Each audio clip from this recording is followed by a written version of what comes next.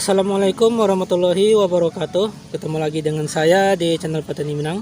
Mudah-mudahan kita semua dalam keadaan sehat selalu dan murah rezekinya, amin. Oke bro, pada kesempatan pagi hari ini kita melakukan penyemprotan pada tanaman cabai kita yang sudah tua ini bro. Jadi walaupun masih terlihat merah, kita tetap merawatnya karena kita akan terus merawat untuk buah yang kedua. Di buah yang kedua sudah mulai muncul atau kelihatan bro, seperti terlihat di sini. Ini sudah mulai memunculkan tunas-tunas baru nih di sini, seperti ini. Sudah mulai ke bunga di sini juga. Jadi walaupun seperti ini nanti akan kita rawat sampai buah yang kedua. Oke. Kebetulan di tempat kita sering hujan dan banyak juga yang bertanya kepada kita apa saja pestisida khususnya fungisida yang tepat atau yang terbaik untuk melindungi tanaman cabai kita di musim penghujan, baik itu untuk mengatasi antraknosa, busuk ranting ataupun juga bercak daun. Jadi tiga penyakit ini sering muncul di musim penghujan. Yang pertama antraknosa, busuk ranting, dan juga bercak daun. Terkhusus bercak daun musim hujan itu bisa dibilang menakutkan bagi petani cabai karena dia paling utama menyerang tanaman cabai kita, khususnya daun. Oke. Jadi fungisida ini sangat tepat sekali, sangat saya anjurkan sekali untuk melindungi tanaman cabai kita di musim penghujan, karena dia sudah khusus untuk melindungi di musim hujan. Jadi mari kita lihat saja pestisida ataupun fungisida yang kita gunakan untuk melindungi tanaman cabai kita di musim hujan.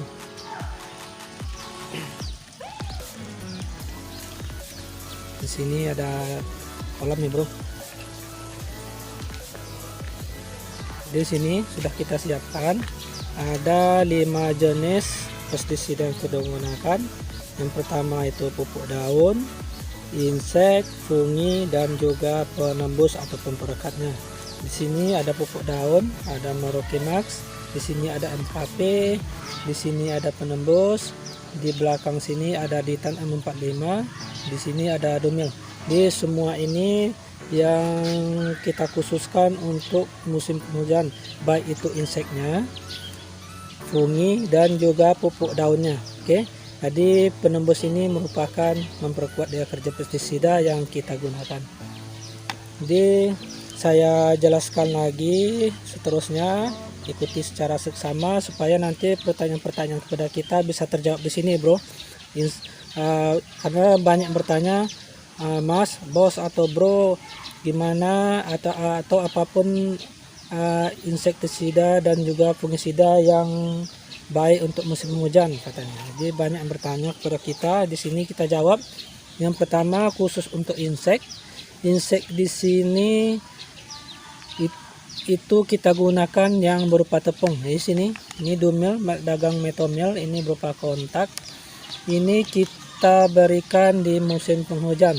Musim kemarau juga bisa, tapi kalau seandainya musim penghujan cari insektisida yang berupa tepung, baik itu merek dagang lain ataupun bank aktif lain. Jadi ini kita gunakan merek dagang metomil, ini berupa tepung, ini SP. Jadi kita jelaskan apa itu SP. Terus yang kedua untuk funginya, ini yang khusus kita gunakan di musim penghujan, karena di sini terlihat di sini, karena di sini ada tulisan rain seal, yang artinya ini gambar payung ya bro, ada gambar payung. Di sini sudah dikhususkan untuk melindungi tanaman-tanaman kita, baik itu tanaman cabai atau tanaman lain di musim hujan, karena tulisannya rain seal atau artinya perlindungan di musim penghujan. Ini ada gambar payung. Jadi kita kalau seandainya musim penghujan, kita kalau keluar rumah pasti menggunakan payung bro. Tadi ini kodenya supaya mengerti, kalau tidak mengerti bahasa Inggrisnya, jadi ada ini artinya itu perlindungan di musim penghujan, melindungi tanaman di musim hujan. Karena Ditan ini yaitu sangat atau apa namanya, ditan ini atau fungisida ditan ini tidak larut dalam air, dia hanya tercampur. Oke, dia hanya tercampur, tidak larut. Dia beda dengan dumil atau insektisida dumil ini, dia kodenya SP, di sini kodenya WP. Beda SP dengan WP itu, SP ini dia larut dalam air, sedangkan WP ini dia tidak larut dalam air. Nah, itu bedanya, bro. Jadi kalau dumil ini kalau kita campurkan ke dalam air, kita larutkan, dia larut sempurna. Dia kalau seandainya kita diamkan di dalam tangki, tidak kita goyang-goyangkan, yang dumil ini atau kode SP ini dia tidak ada endapan dari bahan pembawa dari dengan dumil ini. Sedangkan ditan apabila kita masukkan dalam air, kita larutkan, dia tidak larut, dia hanya tercampur saja. Oke. Dia apabila kita diamkan di dalam tangki, tidak kita goyang-goyangkan, otomatis ditan ini banyak yang mengendap di dasar tangki tersebut. Jadi biasanya banyak yang mengendap kalau seandainya tidak kita goyang-goyangkan ya, bro. Nah, itu bedanya. Yang SP ini atau dumil ini larut, tidak mengendap di bawah, sedangkan ditan ini mengendap di bawah tangki. Di saran saya apabila menggunakan ditan untuk menyemprot tanaman kita, khususnya cabai di musim penghujan, saran saya apabila kita menggunakan ditan ini, pada waktu penyemprotan sering digoyang-goyang seperti ini, supaya nanti dia tidak mengendap semua di dasar tangki yang kita gunakan.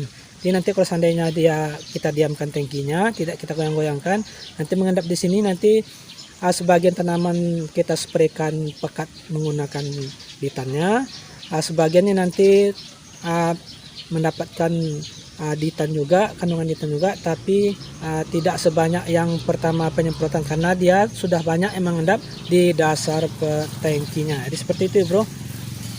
Dan khusus untuk pupuk daun di sini kita gunakan MKP dan juga Merauke Max. Kenapa kita gunakan ini? Karena masa generatif atau masa berbunga atau berbuah.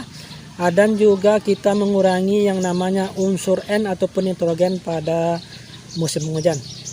Karena apabila kita tinggikan juga tinggikan juga nitrogennya, nanti ditakutkan tanaman terlalu subur dan juga nanti bisa memudahkan menimbulkan penyakit seperti yang tadi, antraknosa, busuk ranting, dan juga bercak daun. Jadi kalau musim penghujan masa generatif, hentikan untuk sementara penggunaan nitrogen. Gunakan saja MKP, seperti MKP ini kandungannya fosfor dan kalium, sedangkan Merauke Max ini kandungannya yaitu magnesium dan sulfur. Jadi tidak ada kandungan nitrogen ya, bro. Sedangkan ini hanya penembus saja. Jadi ini pestisida yang sudah terbaik menurut saya pada masa generatif untuk melindungi dan juga memacu dari bunga buah dari tanaman cabai kita pada musim penghujan. Jadi seperti itu ya, bro. Seperti itu caranya, seperti itu pestisida kita gunakan, dijelas. Jadi ini takarannya kita berikan di sini.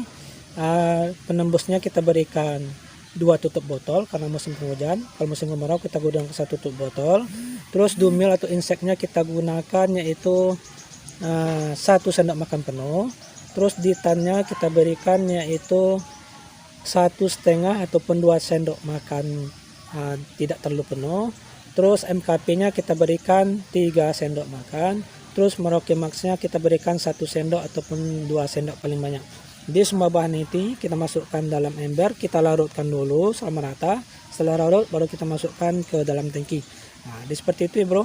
Jangan kita gunakan dulu yang sementara fungisida yang berupa cair karena nanti mudah tercuci di air hujan. Di fungisida ditan ini, mana aktif mengkonsep ini berupa kontak. Jadi kalau seandainya masih sekarang kita spraykan ditan, besok sering hujan lagi pada waktu sekitar seminggu setelah penyemprotan ini, gunakan yang berbahan aktif sistemik seperti bahan aktif carbendazim, samoktanil, ataupun bahan aktif lainnya yang sistemik berupa tepung. Jadi rollingnya sekarang kontak, besoknya sistemik. Digunakan fungisida pada musim penghujan itu berupa tepung. Saran saya gunakan ditan pada musim penghujan karena dia sudah dikhususkan pada musim penghujan. Saya tidak sarankan Antrakol ataupun merek dagang lain yang berupa kontak, tapi saran saya yang terbaik itu menurut saya itu ditan untuk musim penghujan. Jadi cukup sekian ya bro. Kalau seandainya ada yang mau ditanyakan, silahkan bertanya di kolom komentar. Insya Allah akan kita jawab satu persatu. Tapi jangan lupa share, like, komen, dan subscribe-nya supaya channel kita boleh berkembang dan kita lebih semangat lagi dan berbagi ilmu dan pengalaman. Jadi cukup sekian bro untuk channel ini. Untuk episode selanjutnya, terima kasih.